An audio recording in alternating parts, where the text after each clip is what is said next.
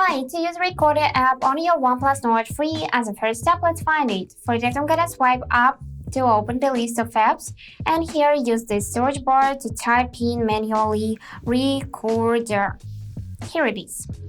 So now, to start new recording, we will need to simply tap on this red button, and now it is started. Here you can see the time of your recording. Here you can check its diagram, something like that.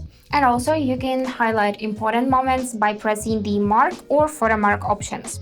Let's press the mark, and this is how it will look. So we can tap on the three dots and rename it to something else, but unfortunately you cannot use emojis here. And then tap the save button. Now let's select photo mark, take a photo, confirm by pressing the check mark, and this is our photo mark. Now we can stop it and resume it later, for example, after 5 minutes, something like that. And to save the recording, we will need to simply press the save button. Here we can rename it and confirm that we are saving it. And that is how it will look. To listen your recording, you just need to simply tap the icon, and now you can listen it. Also, you can tap on the three dots and go in its settings. So the first thing we can see is recording file format. MP3 is universal format with wide compatibility, so I suggest you to leave this option.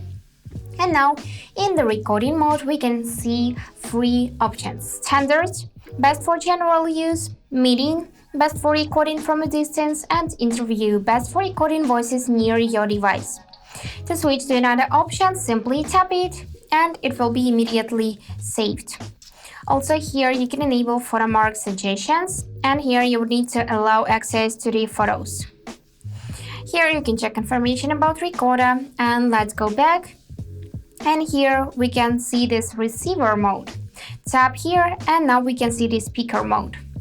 So we can also press and hold it, and we can rename it, of course, here, and set as ringtone, which is really interesting. And also we can delete it. And that's it for today. Hope this video was helpful, and thank you for watching.